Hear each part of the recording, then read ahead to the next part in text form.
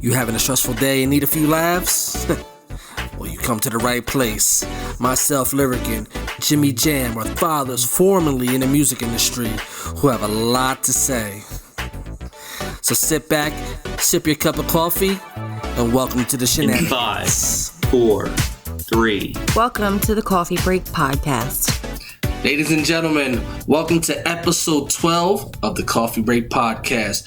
I'm your humble host, Lyrickin, with my brother from another mother, Jimmy Jam. How we doing today? Good, buddy. Salute. How are you doing? Man, I enjoyed a great weekend. How about you? You finally went down and started getting things set up? Yeah. We're 3 weeks out now till the official opening date at the campground.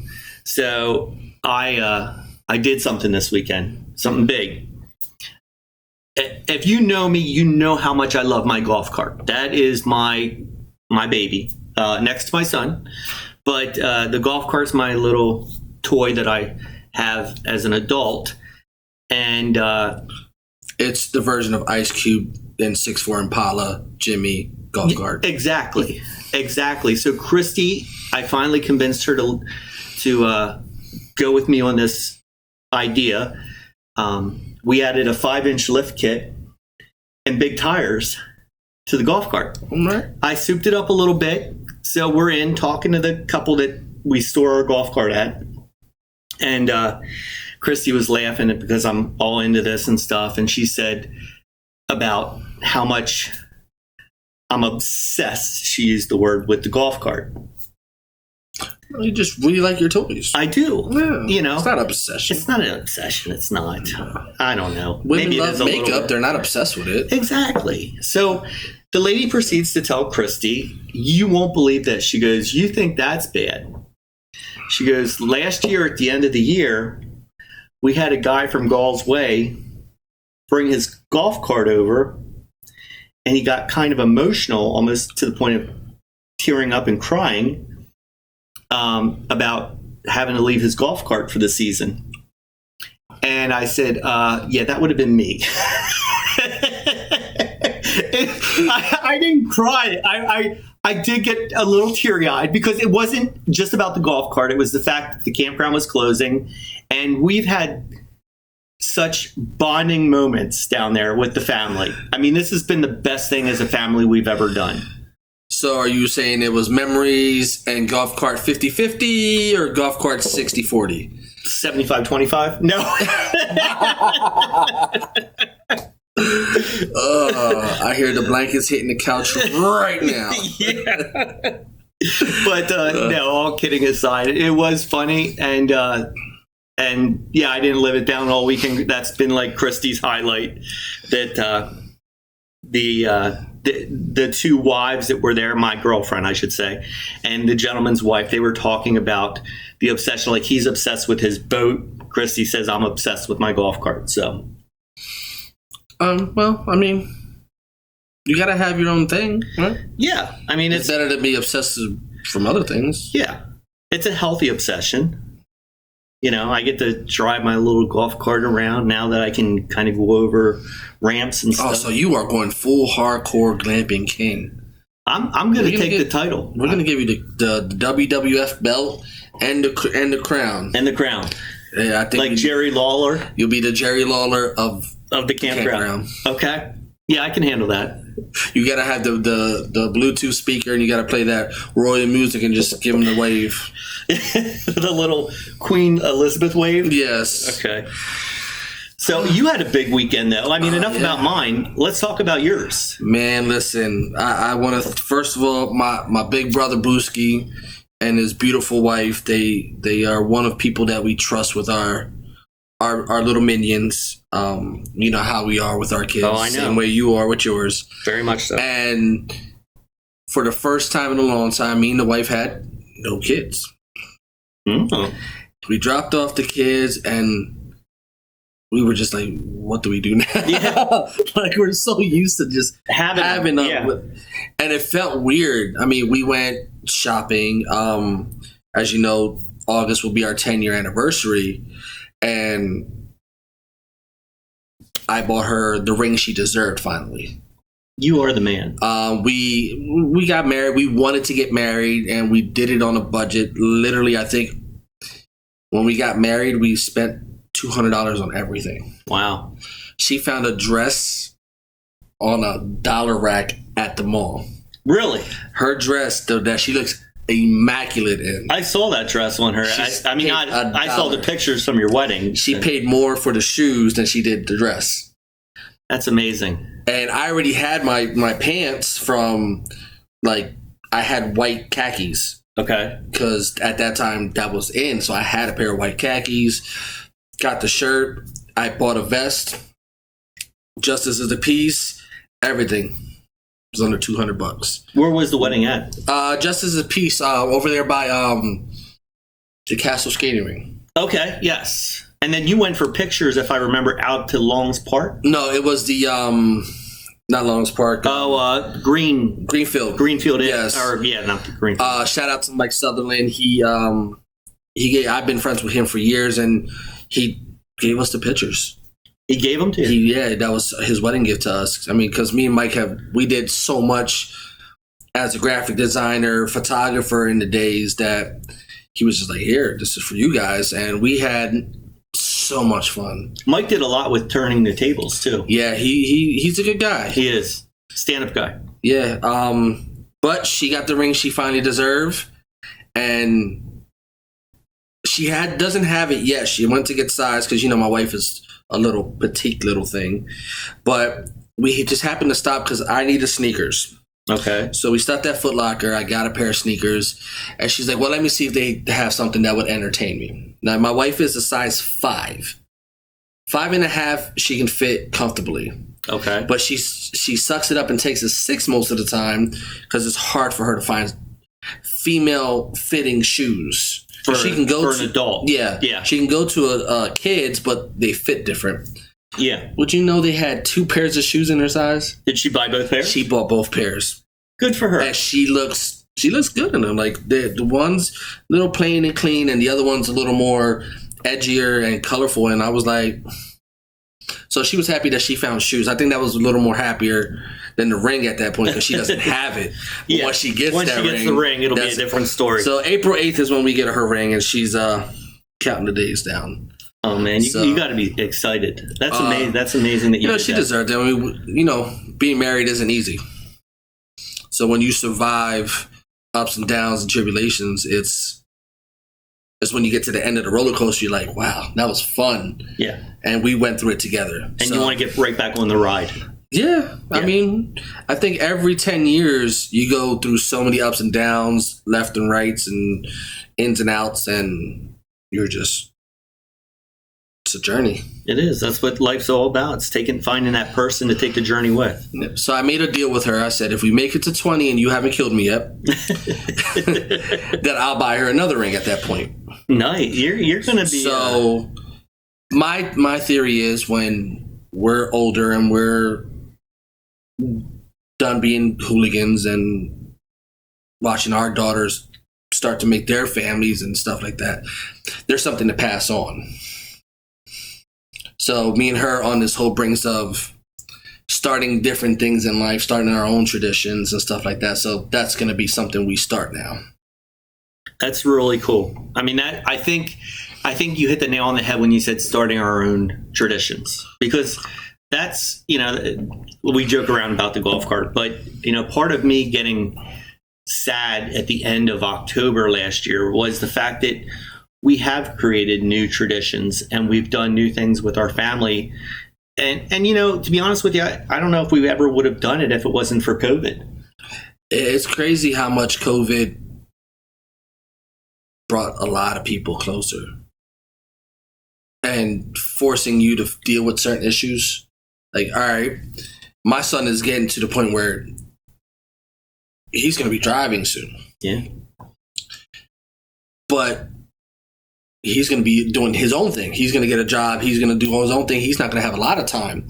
So then you kind of, all right, bear hug everybody. It's time to do some family things. And eventually, I would like to be the Hispanic clamping king. I'll get mine right next to yours. That would be great. We would love that. I'm not going to press no cucaracha coming out of my horn, so don't no. But it'd be cool because my wife loves nature. I was a city boy. Yeah, that's how I grew up. So I'm getting into the nature world little by little. I mean, I like it. I mean, I watch Naked and Afraid. I'm not going to be doing that anytime soon. No, and we don't do that. No, I don't want to be naked anywhere in the woods, but be outside in what God painted. It's probably very refreshing. It is. It's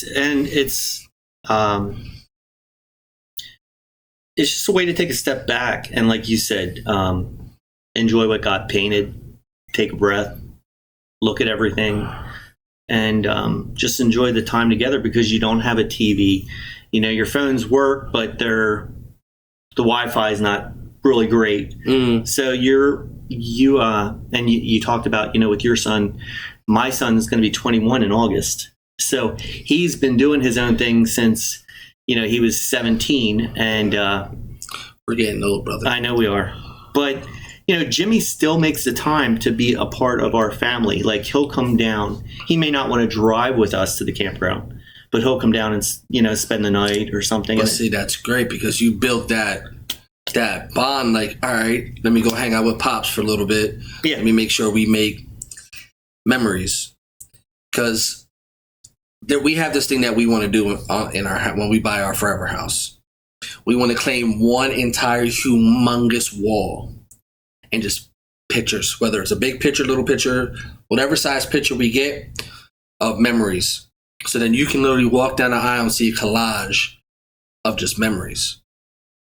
Because nobody, you have camera phones, but nobody ever takes and prints pictures out anymore. That's true. So we want to take an entire wall. We're probably going to do a hallway so it's big and long. And start off with the births, how me and Tara met, some of the pictures we have already. Some of me concert. I have a beautiful one with Jimmy on stage with me. Yeah. Just relationship, me and Tara, and then we'll go into the girls and my son and all that good happiness and just start a yearbook on a wall. I think that's a great idea. I gave my dad years ago. I was like maybe 10 or 11, and we grew up next door to my grandmother. We lived in a semi-detached, and it was my father's parents that we grew up next to. So Christmas was coming up, and I didn't know what to get my dad. We always got my mom something and made sure that we got her something. But I always feel like Dad got he got the Old Spice cologne and like the cheesy stuff. We need to start a movement. Dads on Father's Day, we don't really like ties. We need something else. Why do women get the commercial with the diamond rings on it and we get a tie? But what I did was I went over to my grandmother's, and I got all these pictures of my dad as a kid, and like him in Vietnam, him at his first Holy Communion, him with his parents, just pictures. And I put it in a box and I wrapped it. And on the box, I wrote "The Gift of Memories." And I thought, this is going to be really awesome. So I gave this to my dad. He opened it up and he said, "What's this?" I said, "It's memories." He goes, "This isn't memories. This is junk. I had this stuff over at my mom's house. I didn't want it."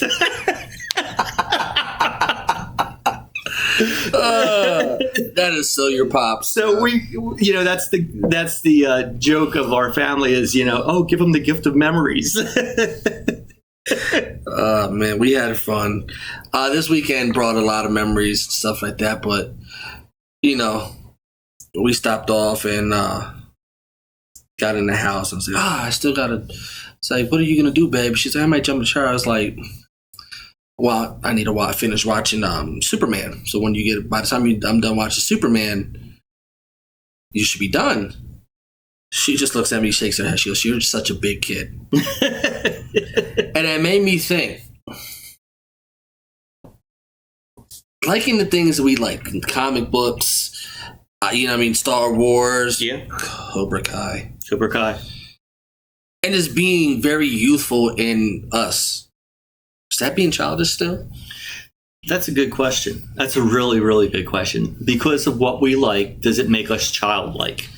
And I'm going to have to say no, because I think enjoying the stuff that you grew up on keeps you young. And I think keeping that youth-like mentality to a degree is healthy. Great. As an adult, because you get so sucked into adulting, as it's called, that, living the Monday through Friday, lifestyle and looking for the weekend. And I think having that little bit of a child still, enjoyment, like the Marvel, the Star Wars, and Star Trek, whatever you like and enjoying it is okay. And I think it's a healthy way to get through life. When I thought about this, and the first person that came to my mind was your pops. Really? Your pops, he's an older man, but he's still a big kid in a lot of ways. Like, he's very joking, he's very snappy with things, and he still has, when he's around, especially when he's around you guys have, his eyes glow around you, and he has that certain, it's a glow, and that's how I see with my kids. Like, my daughter runs around, flip, Spider-Man, and she looks at me and she goes, "You corrupted them." I was like, "No, it's a little bit of me and them." Yeah. I'm like, "You're gonna teach my daughters are gonna probably be the best cooks in the world, because my wife can cook her behind off. She can sew. Those are things you pass on. I'm not gonna teach my daughter how to go out there and change a starter on a car. I'll teach her the basics on a car, but it's just." I think it balances you out as a person as well, because you got to adult, you got to work, you got to pay bills, you got to chores around the house you got to do, so you don't go bat crazy in the head. You have the other joyful side to give you your break in life to everything you're doing. Yeah, thank you for the comment about my father, by the way. That's my dad. He took Jeff's my brother. He took Jeff and I back in 1977 to see the original Star Wars in the theaters.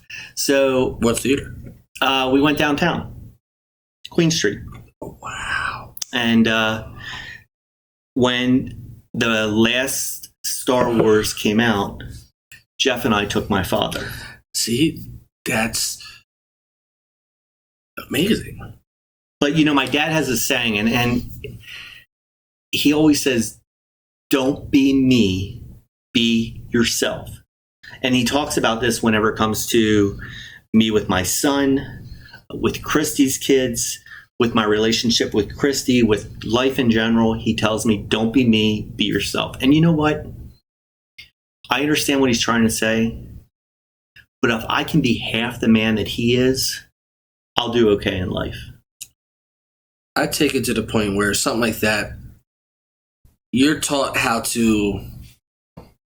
My grandfather, on both sides of the fence, I've been taught how to eat properly, how to eat like a gentleman. Yep. How to open doors. What side of the road a woman needs to walk on when she walks with you. Yep. Car stuff, just general being in the house. That's them putting them in you, so you can figure out how to be you. So in being you, you're honoring them. Yeah. You're not being them. You're just honoring them by doing things that they taught you to do. Yes. Yep. So my uncle may have taught me this way. All right, well, I figured out how to do it a little better, a little more efficiently, but I still have the core value that he put in it. Yep. So.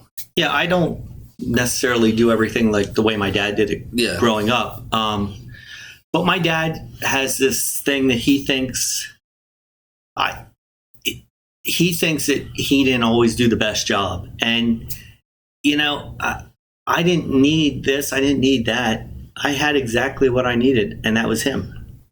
I think they know when they did a good job is when you're older. because they don't really, parents don't, especially you and me, when being parents, we don't know exactly what they actually need. We can only, all right, he's dealing with this, he needs a pair of sneakers, he needs this, he needs that. But with the value thing, you see that later on in life, and that's when you forget. Like my son, top of his class in all grades, he's a gentleman. He even with when he had problems with his epilepsy, his goal was to get better and to go to school and learn to be a doctor to help cure it so kids don't have to deal with it. And it's things like that, you just look at yourself like, I did something right. Yeah. I look at Jimmy all the time, and I think, I was very lucky, while his mom and I were not together, we did a great job co-parenting, and I appreciate her for that. And I thank her for that, because it raised our son into the man that he is. And, I know you have the same relationship. And see, but at least your son is he's getting there. I mean, he's getting jacked up. Yeah, he's lifting all the time and he's helping Edge. At least my son can't kick my ass. No, man, that's beautiful though. But that's when you did right as a parent. Yeah. And, you just got to do what you think is right. It all works out. Amen to that. So, well, with that being said, I want to address something very quickly. Okay. People have been asking where Mr. Tony Raw has been. Mr. Tony Raw is an entrepreneur, if y'all haven't noticed. He took time to help us build this platform. Yep. But at this moment in time, he has, especially with it being spring, summer, he started his own business, Raw Cut Lawn Care. Started it last year. Last year, yes. Yes. But he's back in the swing of things. He's upgraded. He's doing a lot of things. So we're letting him, well, we're not letting him. He asked to, let him do what he needs to do business side. We wish him the best. We're rooting for him. He may be back. We'll just see how the rest of the summer goes with him. And, he knows he has a home here with us always. And like you said, we have his back. He started with equipment that was donated to him. Yeah, that was pretty cool. And now he has his own stuff, and he's multi-talented, not just making beats and being a producer, but what he does with lawn care and landscaping and everything else that he does on top of it. He does it, he's a pretty amazing man. So, while we miss him, we commend him for the job that he does to take care of his family. Salud. Well, what do you want to do? Do you want to get into news, some sports? Or do you want to get into that little piece of paper I asked your significant other upstairs about? Let's get it over with. All right, Mr. Jimmy Jam. So this question. Okay. I asked these 1, 2, 3, 4, 5 questions to Christy. Now, everybody who knows Jimmy Jam knows he's infamous for being, if not the best wedding DJ, pretty much ever. Nah, thank you, but nah. Between this guy here and our big brother Edge, he's got the market now. He's on fire. Salute, Eddie. But he is on fire. I had a fun idea. Okay, Mr. Wedding DJ. All right. So my idea was, if Jimmy Jam, when Jimmy Jam and Christy Jam, she might like that name, by the way, get married. Okay. I asked her 5 questions, but I'm going to ask you these questions first. If you guys would get married, what season would you like to get married in? I would say fall. All right. Mr. Jimmy Jam, would you rather do it in a church or a justice of the peace?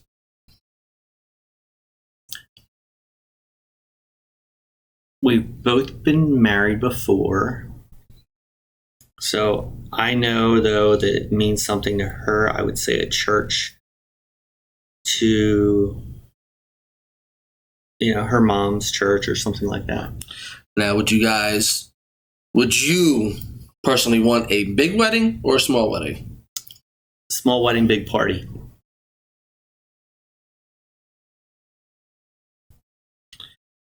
This is a funny question.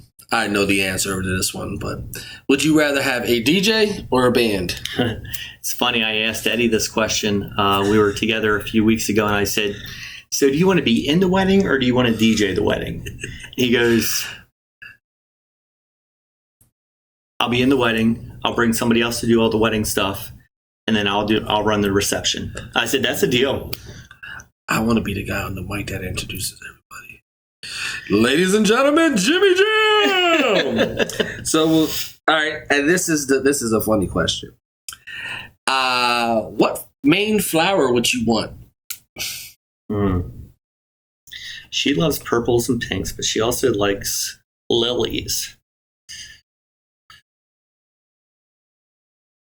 and daffodils. So not daffodil. I would say we'd have some kind of rose, a type of colored rose, like a purplish rose, probably. Okay. So now, ladies and gentlemen, those are my questions. So I asked Christy.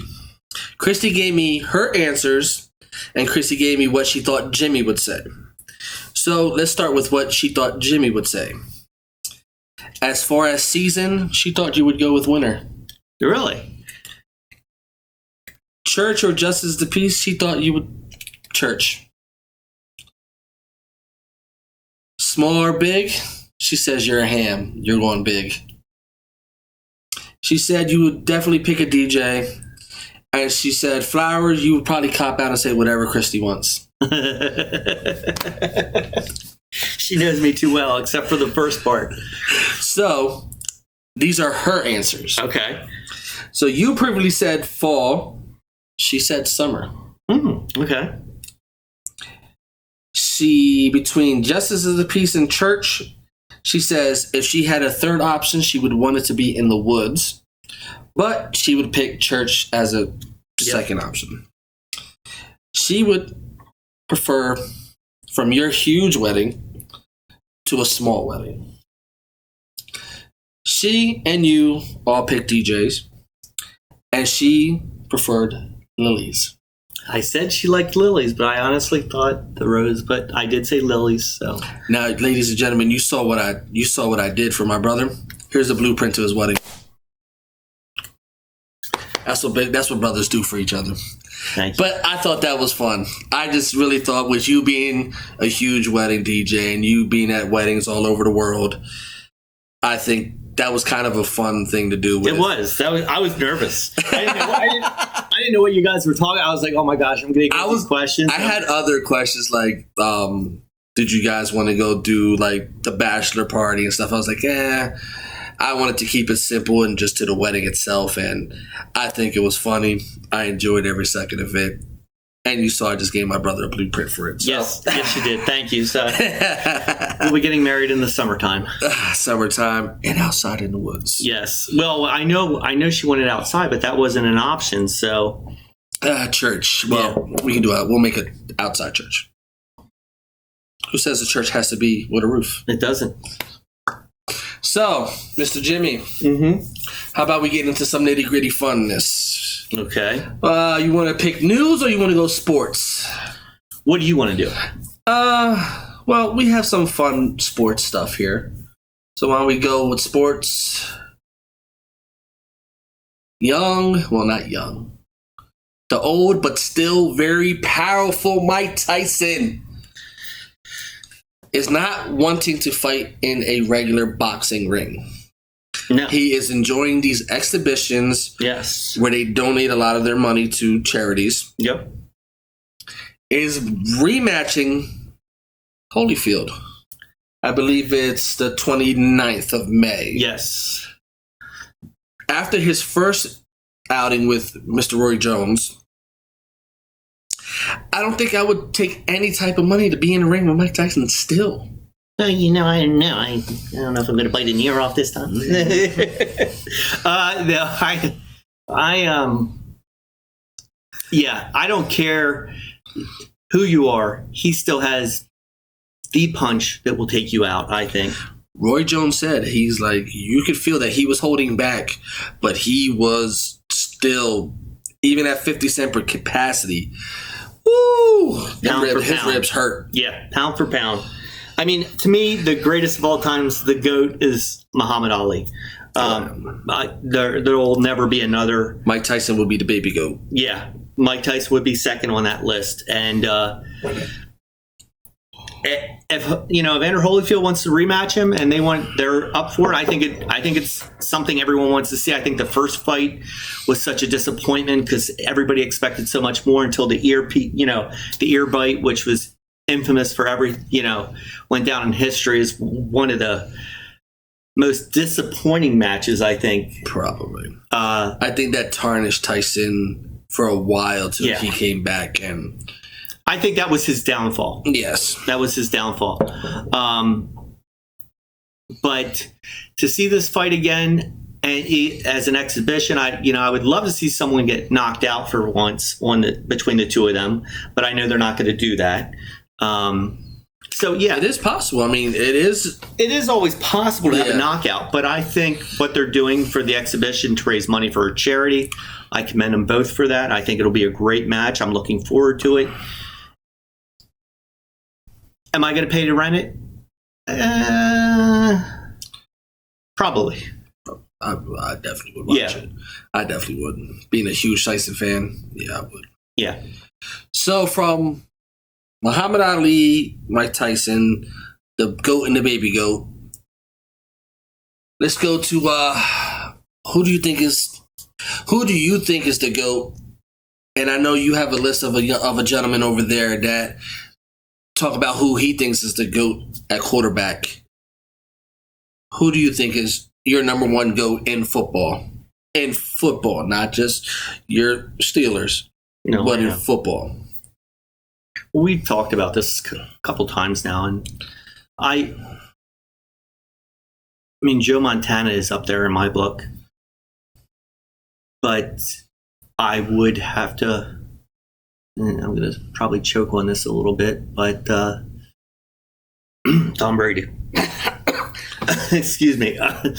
And I know Sapina's probably, turning the off button right now because she cannot stand him. Who is she a fan of? That's a good question. She's going to clown you, right? Yeah. She likes... You're going to have the logo of her favorite team on the back of your head. She's going to shave it in the back of my head. She does not like the Steelers. I know that because she did have a team and then she stopped rooting for them and I forget what happened, but I'll find out. The answer, though, for me is Tom Brady. He is the greatest of all times in this era. My thing is, can you be the greatest of all time and still be playing? I think that's what would make you great. Still playing? Okay. I almost think that if you were to be the GOAT, it would be after you're the GOAT because of your legacy that you left behind. Almost like the reason Joe Montana's up as a GOAT is because that boy was dangerous. Yeah, he was. And you have, even Steve Young, Brett Favre, they're great because of what they left behind and how the team was when he left. Like, he was the reason that team. Well, I just kind of contradicted myself. When he left the Patriots, what happened to the Patriots? Yeah. Well, I guess the good thing for Tom Brady is the Buccaneers signed the entire team back. As they should. So it looks like they're going after a back-to-back. I think they want the repeat. I think they can do it. I think they have a great squad, great team. And, I'm not a fan, and I'm not going to jump on anybody's bandwagon. Tom Brady will be the ultimate GOAT if he can go to the Browns and take the Browns to the Super Bowl. No, because then I'd have to play against him twice a year. So, anyways, we talked about the list that I have. Yes. This is from Ryan Clark. Top 5 quarterbacks of all time. Start with number 5. Who do you think it was? Playing or non-playing? Playing. Roethlisberger. Patrick Mahomes. That's already. This is not my list. This is Ryan Clark's. Patrick Mahomes is great, but I don't know if he's top 5. He's a calf right now. Yeah, he's not. He's not even full fledged. He don't even have his horns yet. He's a calf. I will agree with his number 4 pick, Peyton Manning. I love Peyton Manning. Great family. That guy could read a team. Yes. Great player, great family. And he's great man. And he's the coach for, well, no longer an Eagle, but still one of my favorite quarterbacks, Carson Wentz. Yes. Which leads us to number 3, Aaron Rodgers. Aaron Rodgers? Yeah. Is Brett Favre on his list? No. Aaron Rodgers over Brett Favre. Yeah.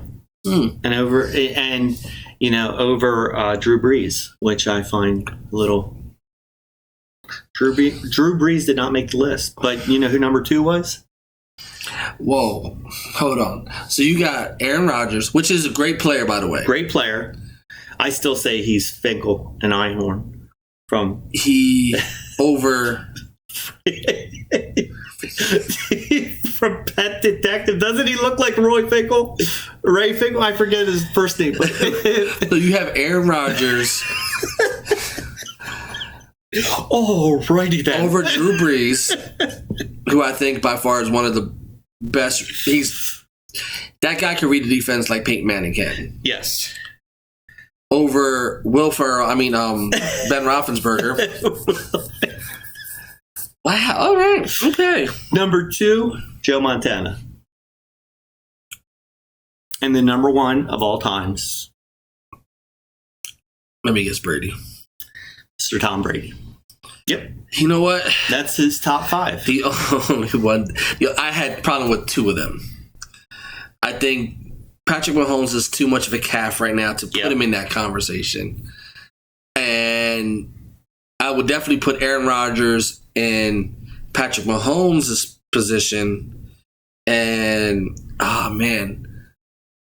you have Drew Brees, you have Bradshaw, you have even Ben. Yeah.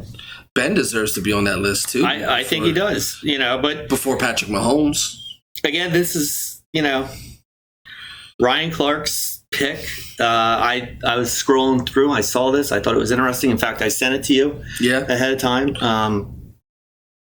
What an ESPN person thinks of who the top 5 quarterbacks of all times are. I don't necessarily see that, but you know what I'm gonna do? I'm gonna put that picture up right now. Okay. And on the right side of the screen, I'm gonna put who I think my top 5 should be. Okay. And I'm gonna see what you guys think. Yeah, let's get some feedback on this from you guys. We want to hear what your top 5 are of all times. And if we get a good amount of response, we may shave the winner's head on the back of Jimmy. Well, right, beautiful back there. I think Sapina's going to do that anyways after I screwed up. So, I'm afraid to go get my haircut in 2 weeks. Well, from sports to news. You have a good article this time? Well, I think all my articles are pretty, but this one's pretty decent. We went from someone to being El Chapo for love. This is pretty. This isn't. I wouldn't say a great news story. This is a slimy news story. So a Georgia man gave his 2 weeks notice at his job. Okay. He gave a written letter of resignation. So he did all the things that you should do when leaving a job so you don't burn a bridge. He gave the written letter of resignation telling them that he would give them 2 weeks of honest, hard work until their severance. This was back in November. He got a note he couldn't get his last paycheck. So he had to go to the Department of Labor. This is a Georgia man. And we'll talk about a little bit more. He could not get his last paycheck for since November. We're now in March. He walked out of his house, and in his driveway was 91,515 pennies that were all dipped in oil and a note with a blank U. Oh, yeah, the big F word. Yes, and this is in Fayetteville, Georgia. He got his final overdue paycheck from the auto body shop with the note attached. His boss, who, when he did give his resignation, was very combative and slanderous of this guy's daughter. And other employees have stepped forward and talked about this employer and how bad they are to work for. But he was paid in pennies. The amount that he was owed, it weighs about 504 pounds. Oh, man. 90,001 cents, all soaked in greasy oil and dumped on his driveway with that note. So, I don't know what I would do. It was AOK Walker Auto Works is where the guy worked in Fayetteville, Georgia. AOK? AOK. Maybe he should give him that pennies back to get a better name. Yeah, I don't know. I just paid in 95,000 pennies. How do you... So he spent the last couple of weeks in his garage, not last couple of weeks, last couple of nights, I should say, cleaning these pennies. The wheelbarrow that he has them in has flat tires because of the weight of all these pennies. That's what was done. I would go ape crap on somebody if they did that to me with a note and then say something about my kid. Yeah. Oh, heck no. I would proceed to... Anyways, I'm not going to say what I would proceed to do. But that's a slime ball move, man. That is a slimy move. And it is on the news. If you want to Google it, Fayetteville, Georgia man gets paid $95,000 in pennies. Look it up, read the entire article. It's dumbfounding that somebody would do this to another human being, let alone be still in business. So he went the proper steps and the proper protocol to do with it. He did everything right that he should do. He should have been, dang, that's bad. And he still is taking the higher road. And he went he went to the Department of Labor when he didn't get his paycheck. The guy held his paycheck. This guy's been known for ripping up other employees' paychecks in front of him, for being slanderous upon the female employees. All right, look. Thank God I don't work for that employee, because I probably would show them where those pennies deserve to be. Yeah. Well, you know what? That brings me to something that happened to me. Yeah. Kind of the same. Well, not really the same. So I was at work. Okay. And I overheard... I work in a building materials facility. Yep. And I just happened to be behind the desk, and I hear a guy ordering a bunch of stuff, and I hear that it was for some of the stuff was for me. Okay. And we have an inside and outside. Like, I do the railing, windows. They do decking and stuff outside. Okay. So I hear some of the stuff was for me. So I proceed to walk towards the front, but I stopped in my steps because I heard him say, "I don't want nobody of color loading my stuff." Get out of here. And I proceed to just look at the guy next to me, and we're just like,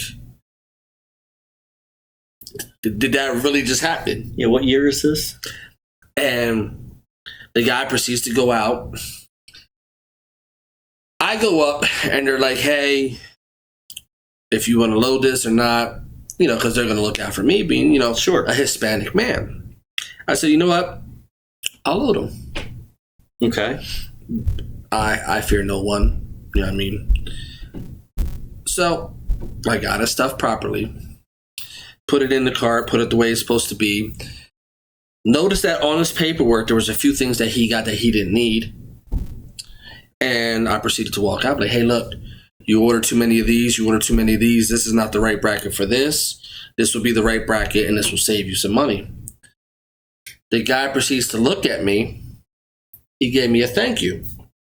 He proceeded to load his stuff. He didn't say one word to me. Loaded his stuff. I said, all right, sir, you have a great day. Make sure you take that inside, and said that Anthony fixed everything. You got the bracket you needed. And he goes inside. He gets his paperwork.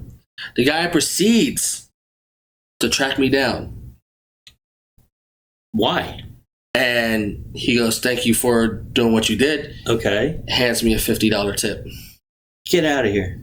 And I just looked at him. I said, all right, thank you, sir. You didn't have to give me a tip. I just look out for my customers all the same way. So if I can save somebody money, I'll save you some money. He goes, no, he goes, thank you. And just looked at me and just kept shaking his head and just proceeded to walk to his car and just left. And these guys didn't believe me. So when I walked in the side, I was like, the guy actually just gave me a tip. And they didn't believe me. They thought I was just joking around. They actually looked on the video camera and they see the guy gave me a tip. Good for you. You stood your ground. You broke the stereotype that he was under the impression of. And you took a negative situation that could have been hostile to a degree. Mm-hmm. And you turned it around into a positive situation and probably gave that guy a better attitude than he walked in with. I feel that, especially with a lot of the crazy nonsense now, if you just be human, it would change the world. And I just choose not to. I have half-breed children. Like, they're half Puerto Rican, half Irish. My wife is, Irish. She's white. And I try not to live by those. I just try not to. And I try not to be a stereotype. Even the people I surround myself, you're not a stereotypical Caucasian male. And we all proceed to try to break barriers on what we are. And I feel if you do that, that puts positivity into the world versus the negative, feeding into the narrative. Oh, he doesn't. Because we used to have a gentleman there that used to feed off of that. Yeah. And he would try to literally bank off of that. And I just can't be that way. Stereotypes and are so wrong in so many ways. It's not just with it's no certain race in between. There's stereotypes for everybody. I think so. Mm-hmm. And I think this is part of the reason why we created this podcast was, to take some of the negativity that was going on in the world and show that no matter what, across the board, as long as you're human, friends, brothers, you don't have to be the same to be friends. You can be different and still have the best relationships possible. Yeah. My uncle, how much I admire and live by him, but he always told me when he was in Vietnam and he was fighting the war, he treated the people of the city with the respect he would want to be treated with. And that's what I do. He said, if you treat people the way you want to be treated, it'll change the outlook of a lot of people's visions. Yeah. So that's what I do. My best friend's white. My wife is white. I got Spanish friends. I got black friends. I got all sorts. And we all kind of feel the same way about life. Just try to be positive. I agree. I think that's my outtake, or my outlook on life is to just, doesn't matter race, creed, color, as long as you're a human being, I'm going to respect you and I'm going to, treat you the way I would want to be treated. Yeah, I agree. 100%. We do have a guest speaker coming up, or not a guest speaker, but a guest presenter with us. And her name's Wendy. She's the marketing director of Cavanos Perennials. She does gardening, and we've realized that during the... Oh, I got questions for her. I know. How does this gum turn green? That's what I want to know. I don't know. I would have to dye mine with green dye. But anyways, she is going to be one answering questions. So if you have any questions that you would like to ask her about gardening or anything with perennials, anything about that, send it to us on Gmail, on all our social media. Ask her questions. She's going to be on in the next few weeks. Her name's Wendy, and we're looking forward to speaking with her. Yeah. So thank you, and sorry to interrupt that. No, it's always... Well, with that being said, have a beautiful day, people. Salute. Salud. I want to thank everybody for listening to another episode of the Coffee Break Podcast. Make sure you subscribe to us on your favorite podcast streaming service. And of course, follow us on all social media platforms. And like and subscribe to us on YouTube. Thanks for tuning in to the shenanigans. Thanks for tuning in to the Coffee Break Podcast.